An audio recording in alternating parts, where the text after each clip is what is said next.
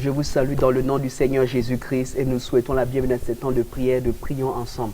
Nous voulons dire merci à l'excellent Père de grâce qui nous donne l'opportunité d'être avec vous pour ce temps de prière et dire merci au Seigneur pour la vie de nos excellents parents spirituels, les révérends Dr Mamadou et Hortense Karambiri, pour leur confiance renouvelée à notre égard afin que nous puissions prier ensemble pour nos vies, pour nos nations et pour la situation sécuritaire. Mais aujourd'hui, nous allons mettre l'accent sur nos familles.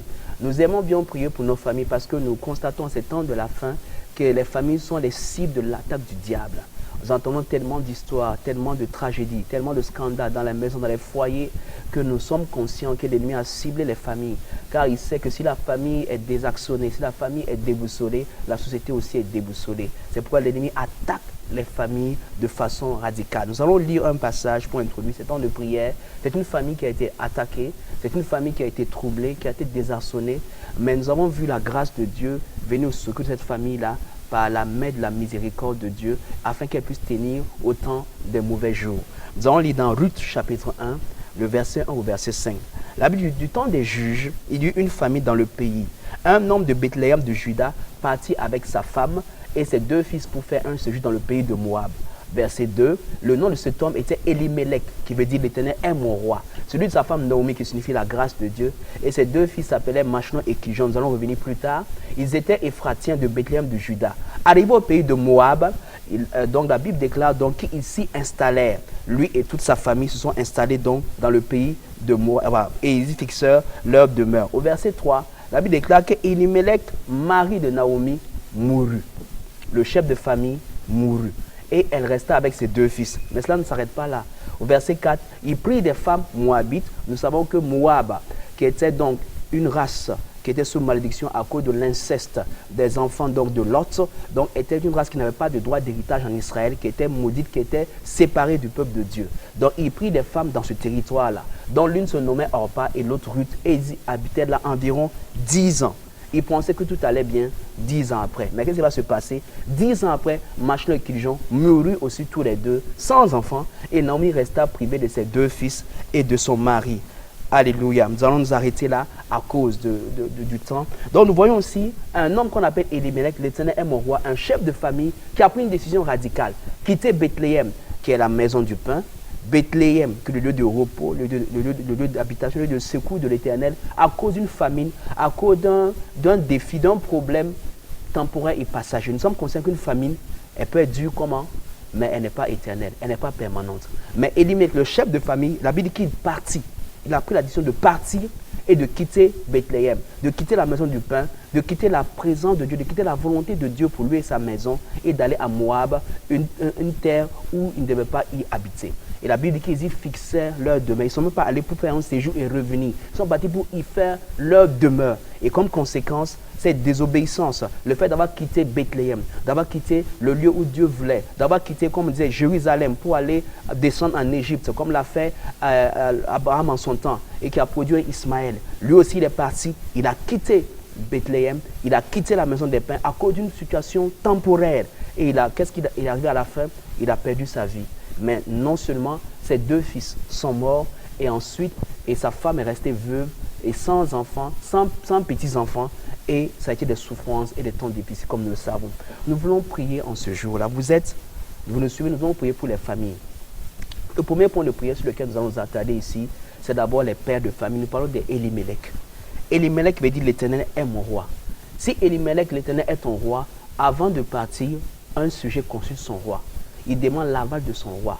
Il demande la permission de son roi avant de bouger. Si Jésus est ton Seigneur, avant d'agir chef de famille, avant d'agir toi qui es un Elimelech ou un futur Elimelech, tu dois consulter Dieu avant de prendre toute décision. Mais Elimelech ne l'a pas fait. Et à cause de ça, il a quitté la volonté parfaite de Dieu et a effectué jusqu'à enterrer sa vie. Nous sommes à la fin de l'année 2025. Nous voulons prendre un temps de prière en ce jour. Peut-être vous nous suivez, mais ne rentrez pas en 2026 dans la rébellion et dans la désobéissance. Vous êtes un Elimelech. Peut-être vous n'êtes pas un chef de famille. Peut-être même vous êtes une soeur ou une maman qui est comme une Elimelech.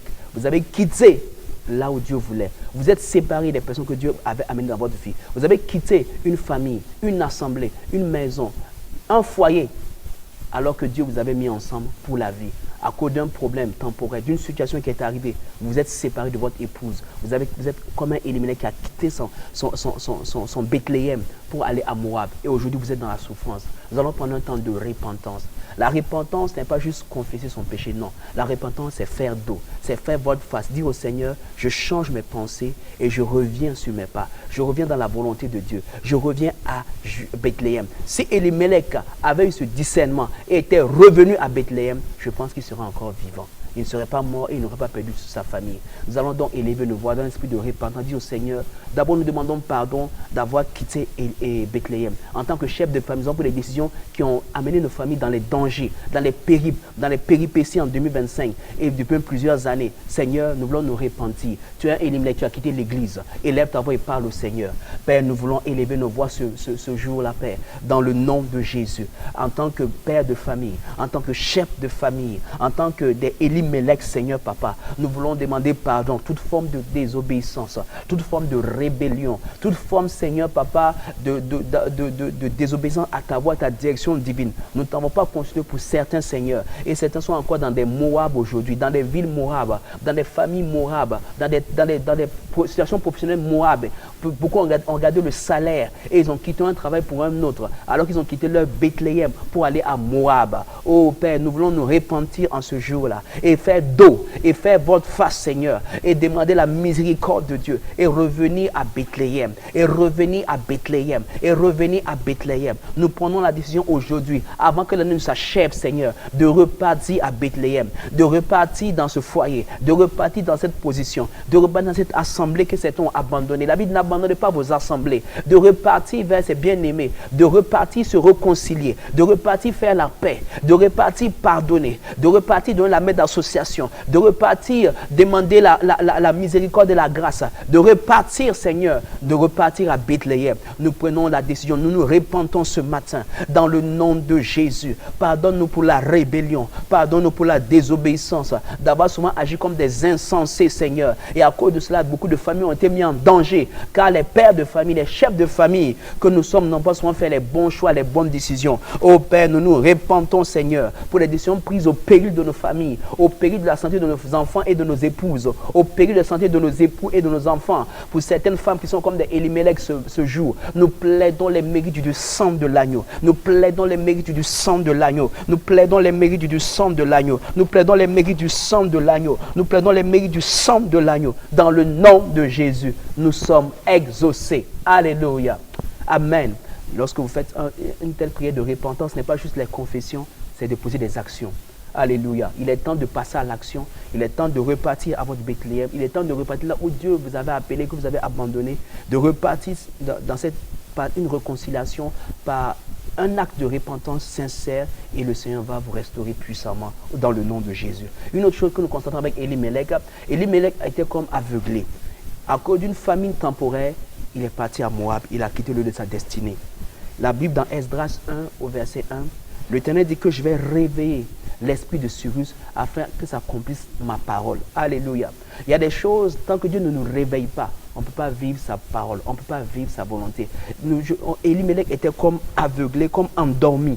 Et il ne s'est pas réveillé, il n'a pas pris conscience de la dangerosité de la situation assez tôt pour pouvoir se repentir et revenir. Nous allons demander au Seigneur en ce jour-là maintenant que tout père de famille qui est comme endormi, qui est comme dans une situation de séduction, de manipulation satanique, qu'il soit réveillé dans le nom de Jésus. Qu'il y ait un réveil dans les pères, réveil pour revenir dans la présence de Dieu, réveil pour venir à l'église, réveil pour repartir, se réconcilier. Qu'il soit comme réveillé. Parce que quand quelqu'un est endormi, lorsque vous le parlez, il ne réagit pas. Certains pères sont comme endormis. Vous les parlez, mais ils n'entendent pas.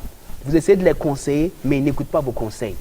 C'est comme un sommeil spirituel que l'ennemi a mis sur eux. Nous allons prier maintenant dans le nom de Jésus. Excellent Père de grâce, nous prions maintenant pour tout Elimelech, Seigneur Papa, pour tout Père, Seigneur Papa, qui est comme endormi spirituellement, que tu réveilles, Seigneur Papa, leur esprit, tu réveilles leur conscience, tu réveilles les cœurs, qu'ils soient conscients du danger sur lequel ils sont, qu'ils soient conscients qu'ils sont en Moab et qu'ils se réveillent de leur torpeur, qu'ils se réveillent de leur turpitude, qu'ils se réveillent de leur ensommeillement, qu'ils se se réveillent de leur sommeil satanique et spirituel, afin de prendre conscience. La Bible dit que l'ennemi attend que les gens dorment, afin de venir faire des sémences, Seigneur, Papa. Nous prions qu'il y ait un réveil dans le nom de Jésus.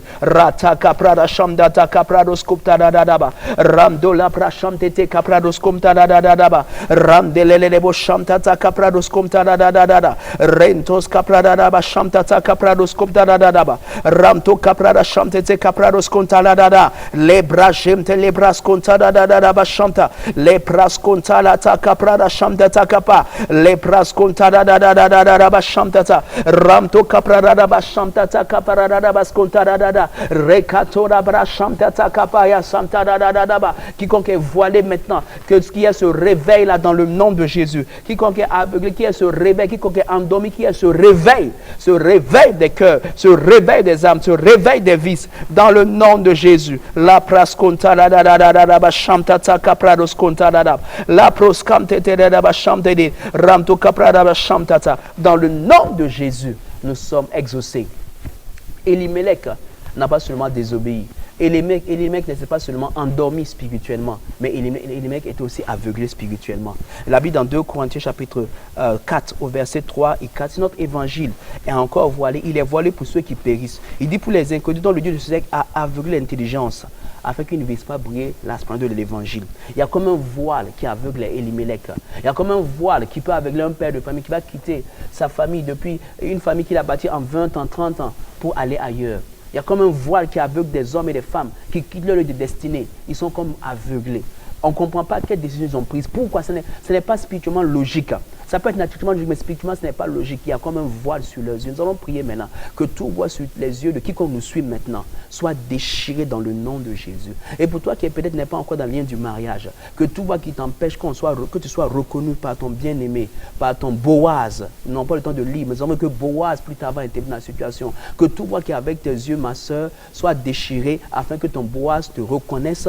Tout voile qui est sous toi soit déchiré, que ton Boaz te reconnaisse, t'identifie dans le nom de Jésus. Prions sur plusieurs aspects dans le nom de Jésus. Père, nous prions maintenant dans le nom de Christ Jésus que tout voile, Seigneur, sur Elimelech, tout voile qui amène les chefs de famille, les pères de famille, Seigneur, Papa, les hommes, Seigneur, à prendre des décisions qui détruisent leur famille, que ces voiles soient déchirés dans le nom de Jésus. Tout voile qui aveugle leur intelligence, qui aveugle leur bon sens, soit déchiré dans le nom. Toute voile de manipulation satanique, de séduction, d'envoûtement, soit déchiré dans le nom de Jésus. Que les écailles tombent des yeux maintenant et que les hommes, les pères, les chefs de famille, qui nous suit actuellement, qui est un état d'aveuglement maintenant, tu poses tes mains sur tes yeux maintenant. Je déclare que tes yeux s'ouvrent maintenant à la réalité de Dieu. Tes yeux s'ouvrent maintenant dans le discernement. Je déclare le discernement. Je déclare le discernement. Je déclare le discernement. Je déclare le discernement. Je déclare le discernement. Je déclare le discernement. Rekata brashamta kaprados kontor. Ranto kapradara bashamta kaprados kontarada. Rento kapradara bashamta. Ranto kapradara bashamta. Rekoto kaprada shamtata. Renkete lebro shamtata kaprados kotarada. Ranto kaprada shamtete. Ranto kaprada shamtata kaprados koprada. Rendoro raba shamtata kaprados kontarada. Ranto kaprada shamtata kaprados kontarada. Repre shamtata kaparandos kaprada shamtete. Lebres retelelele. La pras kontarada shamta. Le pras kontara epra shamtete kaprados konto. Mandara raba shamdada. Renkoto kaprada shamdada. Ranto kaprada shamda. Ranto kaprada shamdata. Remto kaprada shamtete. Le pros kontaladaba. Le derebo shamtete. Ekoto kaprada shamtete. Que les voiles soient déchirées dans le nom de Jésus. Les voiles de séduction, les voiles de destruction, les voiles de l'ennemi sur les yeux des hommes, sur les yeux des Elimelech, des chefs de famille, des pères, des hommes dans les foyers. Que ces voiles soient déchirées dans le nom de Jésus. Alléluia. Amen. Et l'un des derniers points que nous allons prier pour les Elimelech, les chefs de famille, dans Actes chapitre 9, on ne va pas le lire. La Bible dit que, alors que Saul respirait encore le meurtre et la menace, au verset 3 et 4, la Bible dit qu'une lumière resplendit autour de lui. Et Paul fut foudroyé par l'amour de Dieu. Paul a rencontré l'amour de Dieu. Nous allons prier pour tous les Elimelech, les pères, les futurs pères, les chefs de famille, les hommes. J'aime souvent dire qu'on met bien souvent l'accent dans l'éducation pour les familles, on met souvent l'accent des fois sur la femme. Voici le rôle de la femme. Voici qu'est-ce que doit faire la femme. Mais souvent, on ne dit pas assez qu'est-ce que doit faire l'homme. Souvent, les jeunes gens ne sont pas assez éduqués, assez équipés dans ce monde-là pour pouvoir savoir quelle est leur responsabilité. On les enseigne seulement qu'ils sont chefs, qu'ils sont le patron et ils se prennent pour des dictateurs. Alors nous allons prier afin que les pères, les chefs de famille, les Elimelech aient une rencontre avec Jésus. Je n'ai pas dit qu'ils soient des chrétiens, non, mais qu'ils rencontrent Jésus face à face, comme Paul.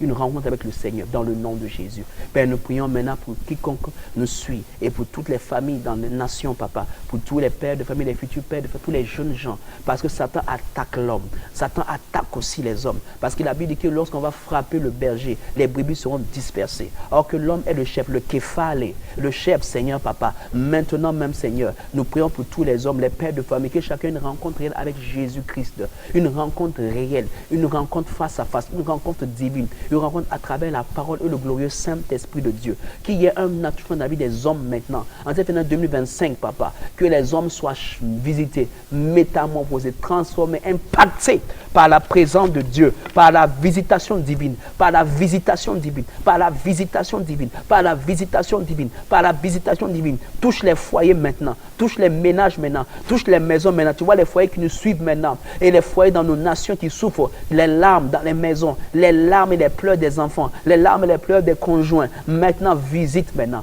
Maintenant, touche maintenant. Fais grâce et miséricorde. Manifeste ta grâce. Manifeste ta grâce. Manifeste ta grâce. Ta grâce qui ne faillit point. Ta grâce qui sait restaurer. Ta grâce, Seigneur, qui sait faire cette même présence de Dieu, amener le bâton de Aaron à fleurir, Seigneur Papa. À fleurir, Seigneur Papa. Que ce bâton-là, c'est que les foyers fleurissent à nouveau. Que les foyers fleurissent à nouveau à cause de la présence gracieuse du Seigneur Saint-Esprit, que les foyers fleurissent à nouveau, un vin nouveau dans les maisons, un vin nouveau dans les foyers, un vin nouveau dans les couples. Les brochams, nous déclarons dans le nom de Jésus. Satan, tu n'auras pas raison des familles dans nos nations, tu n'auras pas raison des familles dans nos assemblées dans le nom de Jésus. Nous arrêtons cette offensive de l'ennemi dans le nom de Jésus. Nous allons en contre-offensive dans le nom de Christ Jésus. Satan, tu n'auras pas raison des familles, tu n'auras pas raison des enfants et des foyers dans nos nations, dans nos assemblées, dans le nom de Jésus. Notre Rédempteur est vivant et il se lèvera le dernier. La praskataya. La Bible déclare que les portes du séjour des morts ne provenaient point contre l'Église. Les portes de la séparation, les portes du divorce, les portes des mésententes ne provenant point contre les foyers de l'Église. Nous refusons cela. Nous disons non à cela. Rate kapa arenda, lege barato seka, la katoka prachante, lega dago gaparata, le basotaya. Nous prions pour tout foyer maintenant qui traverse des turbulences maintenant. La main de grâce de Dieu, la main de miséricorde, que la droite de l'Éternel soit étendue maintenant pour mettre fin à toute oppression satanique et démoniaque. La brachelebe, randa aprache la barate, les brazeke les namachantele, rantele machantele pra, les déchepele, ratala la baya sanda. Ce que l'ennemi attendait n'arrivera pas. Ces foyers ne se sépareront pas. Ces foyers ne divorceront pas. Parce que Seigneur, tu touches les foyers, tu touches les cœurs des maris, tu touches les cœurs des femmes, tu touches les vies des enfants, Seigneur. Des rencontres divines transformatrices sont les partages des familles. Dans le nom de Christ Jésus, nous sommes exaucés. Alléluia. Amen. Nous voyons que lorsque Elimelech a pris la décision de partir, il y a une chose que nous allons remarquer, Naomi ne dit rien. On ne voit pas Naomi intervenir. Naomi qui est la grâce. Naomi qui est supposée avoir l'esprit de grâce, qui est supposée percevoir ces choses-là, n'a rien dit. Elle a juste suivi son époux. La soumission n'est pas de l'esclavage. La soumission, c'est être sous une mission. Mais quand vous voyez madame ou mesdames, que votre époux est en train de se dériver de la mission de Dieu, vous devez l'arrêter de lui parler. Je suis venu pour mettre sous une mission que Dieu t'a confiée. Mais alors que tu sors de la mission de Dieu, je sais mon devoir de t'arrêter. Parce que la Bible dit que deux valent mieux que un. Si l'un tombe, l'autre peut le relever. Mon époux peut être tombé, mais c'est mon rôle en tant qu'épouse de le relever, de l'avertir, de lui parler, de par plusieurs manières. Alléluia. Nous voyons aussi que ici Naomi s'est tue. Jusqu'à ce que son mari meure, elle n'a pas parlé. Jusqu'à ce que ses deux enfants meurent, c'est là qu'elle décide de repartir à Bethléem. Pourquoi ne pas repartir plus tôt, Naomi? Nous allons prier pour les épouses, pour les femmes, pour les mères dans les familles, qui sont souvent pris par un esprit de complexe d'infériorité, par un esprit de peur, par la tradition qui dit que non, tu es une femme, tu dois te taire, tu ne dois pas parler. C'est pas vrai. Il faut parler avec respect, on le voit tout à l'heure, mais il faut parler. Quand vous voyez que les époux sont en danger, sont en train de sortir de la mission, et que vous êtes sous la mission, c'est votre devoir de l'avertir. Si Naomi avait parlé, et qui sait si son époux Elimelech ne serait pas revenu à lui et n'aurait pas trouvé une autre solution. Nous allons prier maintenant pour toutes les épouses, que tout esprit de peur, de complexe, d'infériorité soit brisé dans le nom de Jésus. Prions. Excellent Père de grâce, nous prions maintenant pour toutes nos sœurs, pour toutes nos épouses, pour toutes les mères dans les foyers, afin que ce temps de toute forme de complexe d'infériorité soit cassé dans le nom de Jésus. Que les Naomi ne se taisent point.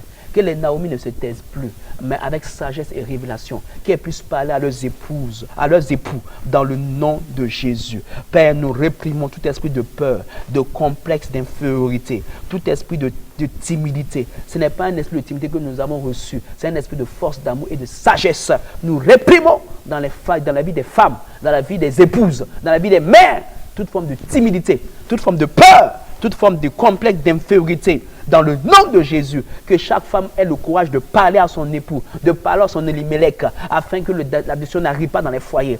Père Céleste, saisis maintenant les femmes, saisis les épouses, que comme des Déborah, elles se lèvent, que comme des Esther, elles se lèvent. Ah, Déborah dit, quand les hommes étaient assis, moi, Déborah, je me suis levé comme juge en Israël. Amarantele bashamtele, arendela brashamta takapa, le brazonkele aparanteka, lipe ele marachandele de boshamta, marenta la bashamdelele, le brashelele, ranto capra shamtata, le prasconta da bashamte, ranto capara da bashamte, reto capra da shamda da ranto capra da shamtata capa, ranto capra da shamtata capa, rando represhemtelele, la brashemtelele de bosconta da bashamta, que les Déborah se lèvent, que les Esther se lèvent, que les Ruth se lèvent, que les Naomi se lèvent maintenant pour confronter l'ennemi dans les foyers, dans les maisons. Le temps de se taire est fini. Naomi, lève-toi et parle à ton Elimelech avant qu'il ne soit trop tard. Lève-toi dans la prière, lève-toi dans l'intercession, lève-toi dans la genuflexion, lève-toi dans la confrontation avec sagesse et amour. Dans le nom de Jésus, nous sommes exaucés. Alléluia. Amen. Nous avons dit, les Naomi ne doivent pas se taire. Dans Proverbe 25 au verset 15, la Bible dit une parole forte ici. Il dit, par la lenteur à la colère, on fléchit un prince. Alléluia. Et une langue douce peut briser des os. Alléluia. Les époux sont comme des princes, sont comme des rois. Alléluia, sont les chefs. Un prince, c'est un chef. Mais la Bible dit que par la lenteur à la colère, on peut faire fléchir un prince. Et par la douceur, on peut briser des os. On peut briser une résistance. On peut briser un comportement. On peut briser une rébellion par la douceur. Alléluia. Un esprit doux et paisible, dit Pierre. Alléluia. Nous allons prier pour toutes les sœurs, pour toutes les femmes, pour toutes les mères et les futures épouses, pour toutes les jeunes filles qui nous suivent actuellement. Alléluia. Afin que le Seigneur donne à chacun un esprit de sagesse et de révélation. Un esprit de sagesse. La sagesse prévale dans le cœur des femmes, dans les cœurs des jeunes filles. La Bible dit que la femme sage bâtit sa maison. La femme sage sait comment parler à son époux. La femme sage sait comment le faire fléchir. La femme sage sait comment le parler et quand le parler et à quel moment et quoi dire et comment le dire dans le nom de Jésus. Père, nous prions maintenant pour toutes les femmes, pour toutes les sœurs, pour toutes les jeunes filles qui seront demain des mères, des épouses maintenant. Que tu leur donnes un esprit de sagesse et de révélation de ta connaissance. Un esprit de sagesse et de révélation les remplisse maintenant. Un esprit de sagesse et de révélation dans leurs paroles, dans leur langage.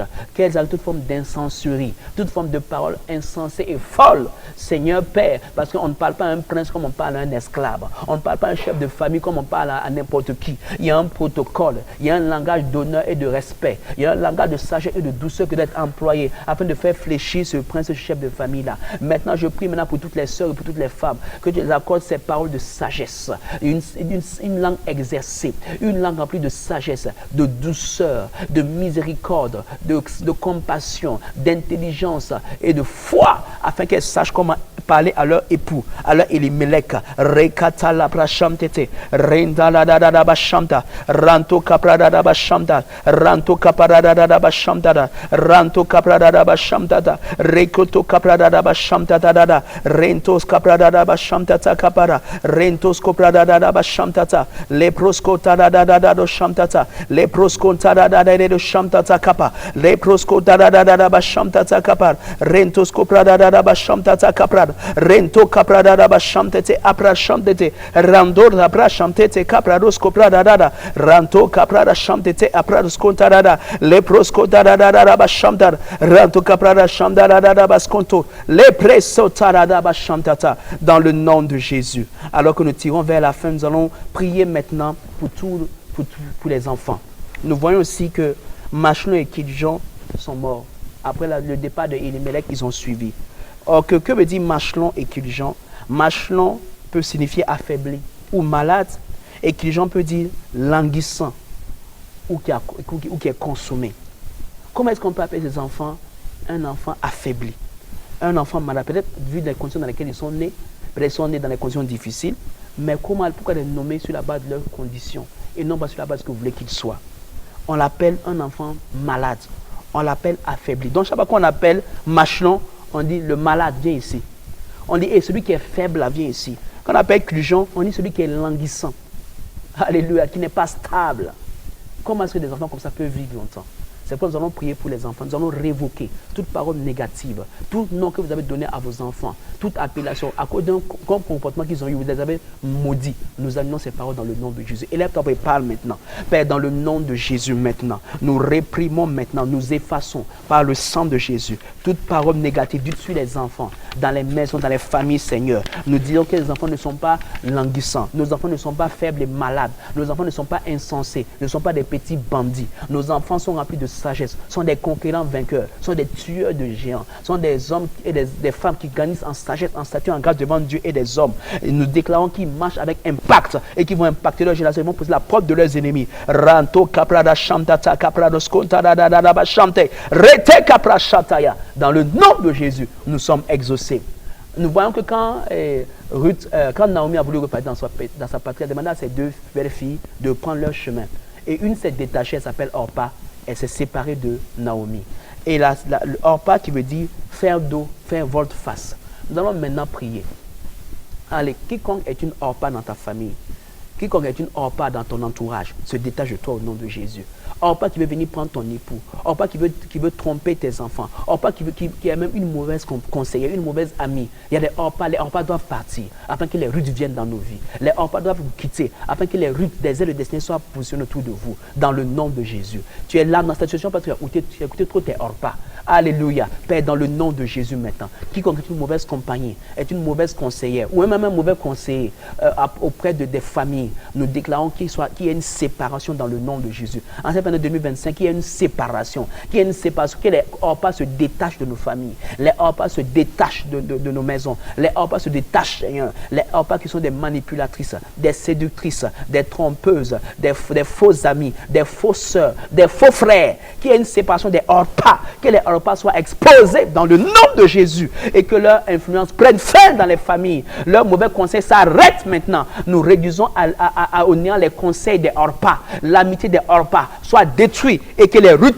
apparaissent dans les foyers. Les rudes qui sont des aides de destinée, des rudes qui sont des compagnons d'œuvre, des rudes qui sont des femmes de foi, prennent le contrôle. Dans le nom de Jésus, nous sommes exaucés. Alléluia. Amen. Et nous proclamons dans le nom de quel esprit de Dieu, qui est l'esprit de force. La Bible dit que Boaz, ça veut dire que l'Éternel est ma force, celui qui est fort. Boaz, c'est celui qui est fort. L'esprit de Dieu, c'est l'esprit de force. Que l'esprit de force, l'esprit de grâce remplisse les foyers, les familles maintenant, dans le nom de Jésus. Merci d'avoir été avec nous. Merci pour votre compagnie. Que le Seigneur nous conduise de programme pour elle, dans le nom de Jésus. Shalom, shalom.